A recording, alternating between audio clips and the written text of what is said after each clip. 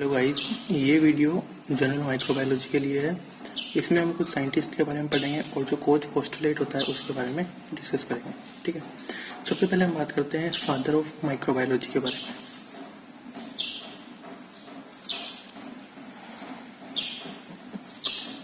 जो father of microbiology है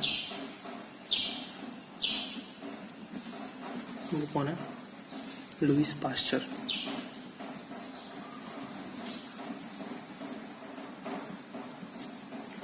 ठीक है, पहली बात। फिर हम बात करते हैं कि जो लुईस पास्चर है उन्होंने क्या क्या बातें बताई माइक्रोबायोलॉजी के लिए। पहली तो इन्होंने ये बताई कि जो फर्मेंटेशन प्रिंसिपल है वो इन्होंने बताया। फर्मेंटेशन प्रिंसिपल, फर्मेंटेशन कैसे होता है, क्या है, इसके बारे में इन्होंने बताया। सेकेंड हम बात करते हैं कि जो एबायोजेनेसिस थ्योरी दी थी एवोल्यूशन के टाइम पे, तो उसको इन्होंने डिसअप्रूव्ड कर दिया। ठीक, मतलब इसको कैंसिल कर दिया। Disapproved abiogenesis theory.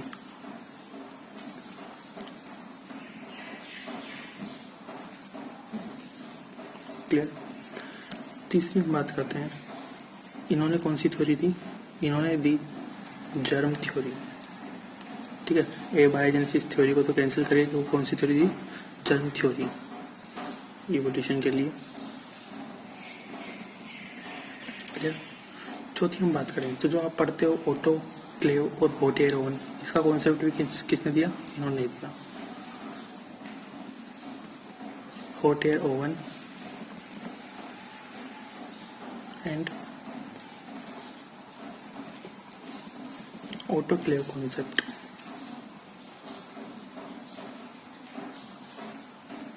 ठीक है, फिर हम बात करेंगे जो दूध का जो पाश्चुरीकरण होता है, ठीक है, पाश्चराइजेशन ऑफ मिल्क होता है, उसके बारे में किसने बताया? इन्होंने बताया।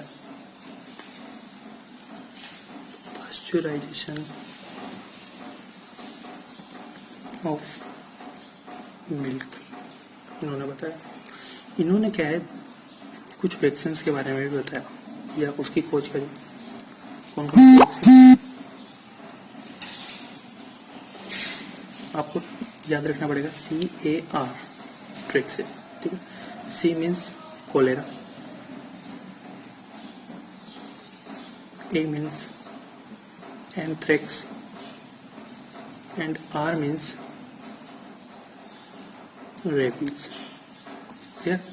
और इसके अंदर एक चीज ध्यान रखना कि जो रेबीज वैक्सीन थी वो सबसे पहले किसे दी गई, उसका नाम है।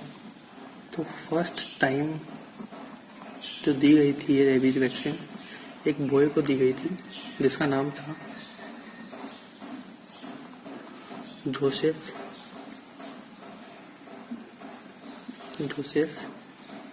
मेस्टर। क्लियर, इसको दी गई। और इन्होंने क्या है, लिक्विड मीडिया का कॉन्सेप्ट भी बताया।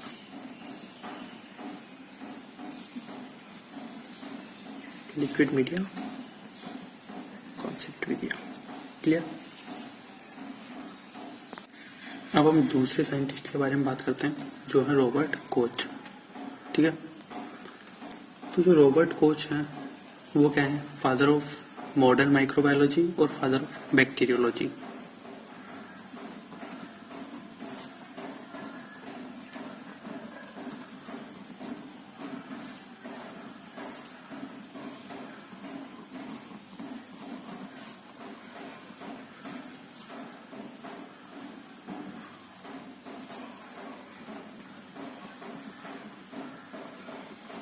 क्लियर, कौन है? Robert Koch. ठीक है, देखो रॉबर्ट कोच जो है इन्होंने क्या क्या बातें बताई। पहली तो इन्होंने कोच पोस्टुलेट का जो प्रिंसिपल्स है उसको दिया। ठीक है, दूसरी बात, जो आपने फ्लैजिला के अंदर पढ़ा होगा कि फ्लैजिला को डेमोन्स्ट्रेट करते हैं हैंगिंग ड्रॉप मेथड के द्वारा, तो उसके बारे में किसने बताया? इन्होंने बताया। हैंगिंग ड्रॉप कॉन्सेप्ट किसके लिए? For demonstration for demonstration of flagella. Clear. फिर अगर हम बात करें तो जो ट्यूबरक्लोसिस बेसिलाई है उसका और जो कोलेरा बेसिलाई है उसकी डिस्कवरी भी किसने की? इन्होंने की।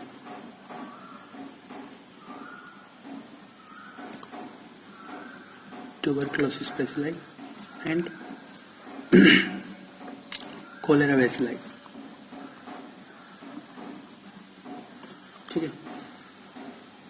जो एनिलीन डाई से स्टेनिंग की जो कॉन्सेप्ट है वो भी किसने दिया? इन्होंने दिया। ठीक है। तो गिवन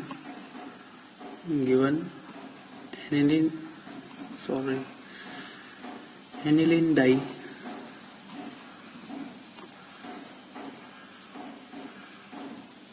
स्टेनिंग कॉन्सेप्ट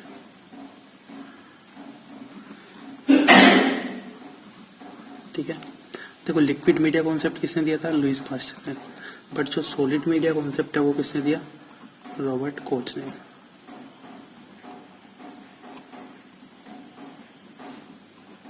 ठीक है। क्लियर। अब हम बात करते हैं अलग से टॉपिक, कोच पोस्टुलेट।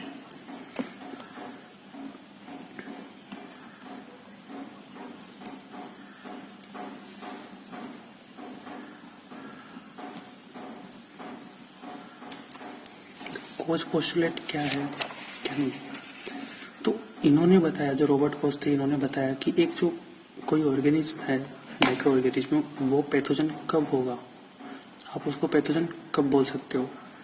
तो सिंपल सी बात है कि इन्होंने कुछ बातें बताई। उसमें क्या था? पहली बात ये थी कि जो मान लो कोई एक ऑर्गेनिज्म है, अगर वो कोई डिजीज कर रहा है, पर्टिकुलर डिजीज, तो वो जो डिजीज है उसी के द्वारा होनी चाहिए, चाहे कभी भी हो। ठीक है।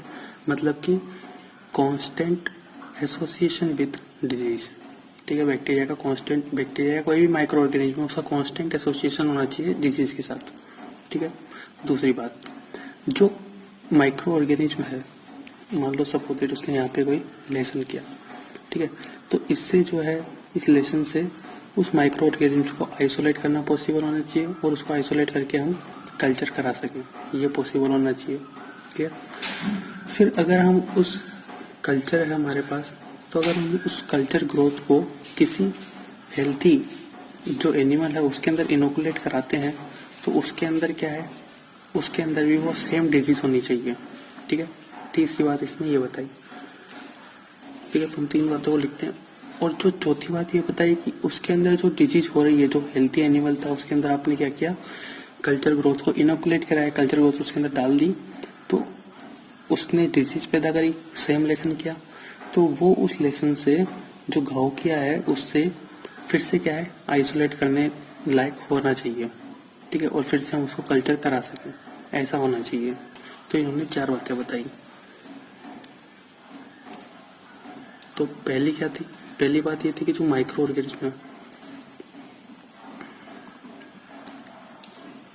वो कांस्टेंट एसोसिएट होना चाहिए विद डिजीज। दूसरा, isolation in a pure culture media.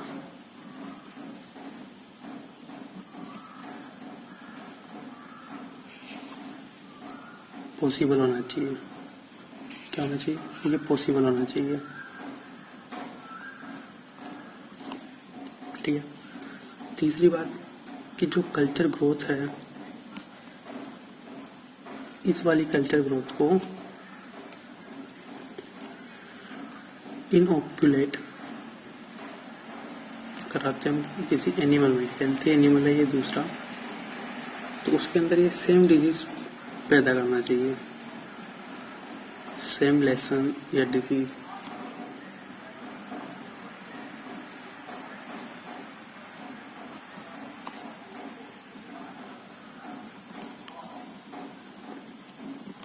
Clear. और चौथी बात कि इस लेसन या डिजीज से फिर से री आइसोलेट करने योग्य होना चाहिए, फिर से उसको कल्चर करा सकें। रीआइसोलेशन फ्रॉम, ये जो एक्सपेरिमेंटल एनिमल था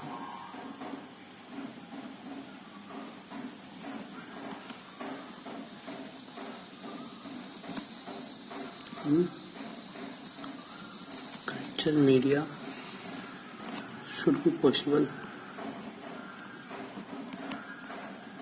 ठीक है, इन्होंने ये 5 बातें बताई। क्लियर है? तो कोच पोस्टुलेट जो है इसको हम किसके लिए यूज किया कि एक जो ऑर्गेनिज्म है, वन माइक्रो ऑर्गेनिज्म,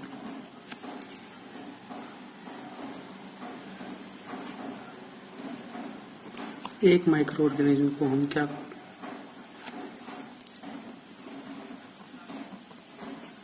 पैथोजन कब बोलेंगे? ठीक है, उसके लिए ये बात है, ये कॉन्सेप्ट है। क्लियर? 4 बातें हैं, ये ध्यान रखना आपको। और आप इसमें एक चीज और ध्यान रख सकते हो, 4 बातें तो हुई नहीं, एक 5वीं बात और ध्यान रख सकते हो कि जो एंटीजन है, जो ये माइक्रो ऑर्गेनिज्म है जो डिजीज कर रहा है किसी एनिमल के अंदर, तो उसके अंदर क्या है, एंटीजन डालेगा। जब एंटीजन डालेगा तो उसके अगेंस्ट क्या है, एंटीबॉडी उस एनिमल में प्रोड्यूस होनी चाहिए। ठीक है,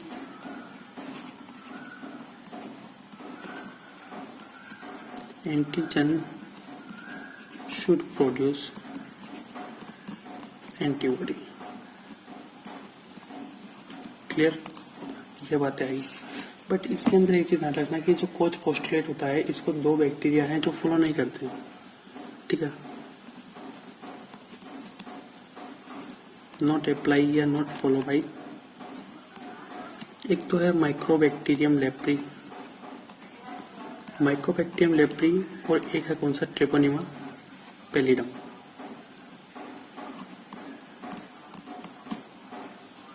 ट्रेपोनिमा पैलिडम, ये क्या है, फॉलो नहीं करते इसको। ठीक है, ये इंपॉर्टेंट है, इसको ध्यान रखना। क्लियर?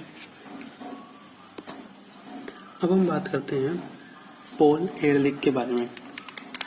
ठीक है,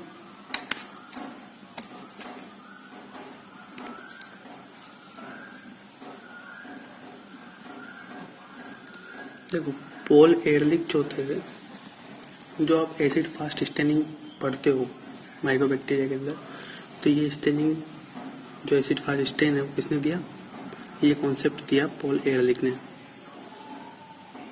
कि one acid fast stain. Clear? पहली बात। और दूसरी बात कि जो टॉक्सिन और एंटी टॉक्सिन का स्टैंडर्डाइजेशन है वो किसने दिया, पॉल एहरलिच ने बताया। Standardisation of toxin and antitoxin, इसके बारे में किसने बताया, पॉल एहरलिच ने बताया। एक बात आती है, एक साइंटिस्ट के नाम है कौन सा, जोसेफ लिस्टर। देखो जो जोसेफ लिस्टर हैं, इनको हम क्या बोलते हैं, फादर ऑफ एंटीसेप्टिक सर्जरी बोलते हैं। क्या बोलते हैं, father of antiseptic surgery. Clear? फिर आपको ध्यान रखना पड़ेगा एक साइंटिस्ट के नाम,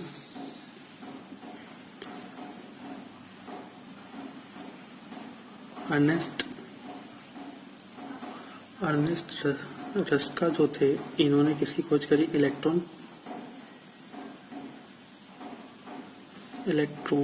माइक्रोस्कोप की। ठीक है, इलेक्ट्रॉन माइक्रोस्कोप की खोज किसने करी, it is discovered by Ernest Ruska. ठीक है, और जो अलेक्जेंडर फ्लेमिंग थे, उन्होंने सबसे पहले क्या किया, एंटीबायोटिक को डिस्कवर किया।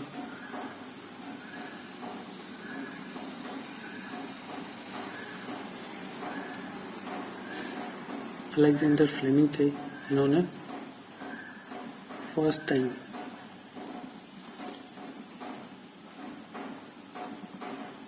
Discovered antibiotic. क्लियर। एक हम बात करते हैं, एक साइंटिस्ट की बात करते हैं, एडवर्ड जेनर। आपने 12th में पढ़ा होगा कि एडवर्ड जेनर जो है उनको क्या बोलते हैं, फादर ऑफ वैक्सीनेशन कॉन्सेप्ट। ठीक है, फादर ऑफ वैक्सीनेशन कॉन्सेप्ट बोलते हैं एडवर्ड जेनर को। मतलब वैक्सीनेशन कॉन्सेप्ट किसने दिया, इन्होंने। सबसे पहले वैक्सीन का फॉर्मेशन इन्होंने किया। Father of vaccination concept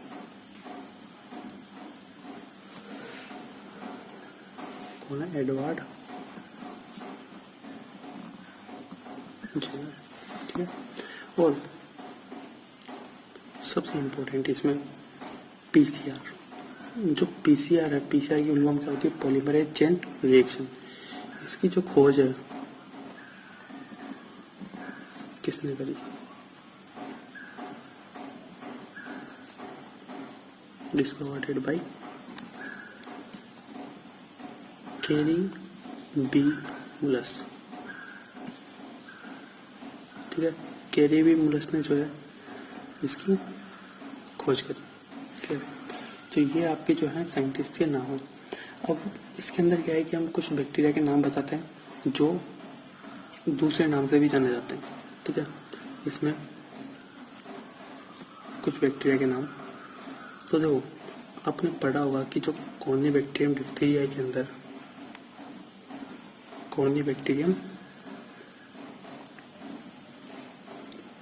diphtheria जो है उसको एक और नाम से जानते हैं जिसको हम बोलते हैं क्लेप लोएफ्लर्स बेसिलाई।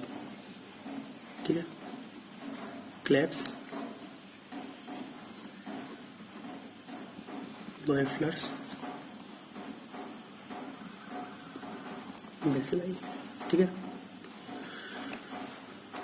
दूसरा कि जो कॉर्निबैक्टीरियम स्यूडोटीबी है, जो बैक्टीरिया है, इसको एक और नाम से जानते हैं, क्या है, प्रेइस नोकार्ड बेसिलाई। प्रेइस नोकार्ड बेसिलाई के नाम से जानते हैं। जो हीमोफिलस एजिप्टिकस है, Haemophilus aegypticus, CUS, sorry, Haemophilus aegypticus, इसका एक और नाम है, क्या है, Koch Weeks bacilli. Koch Weeks bacilli. और इसके अंदर एक इम्पोर्टेंट चीज आती है सेटेलिज्म, जो हम बाद में बात करेंगे इस बैक्टीरिया के अंदर पर्टिकुलर। फिर नेक्स्ट है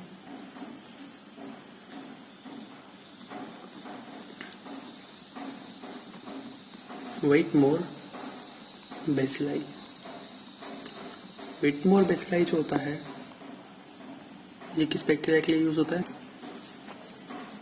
बर्कोल्डेरिया स्यूडोमेलाई। बर्कोल्डेरिया स्यूडोमेलाई।